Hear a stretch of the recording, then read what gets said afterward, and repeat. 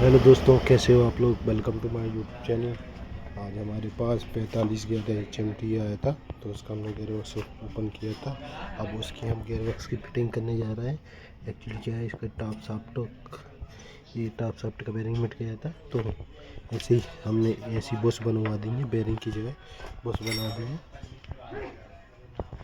तो ये लोग ऐसी वीडियो को देखने के लिए लाइक करें, शेयर करें, सब्सक्राइब करें और हमें फॉलो जरूर करें भाई।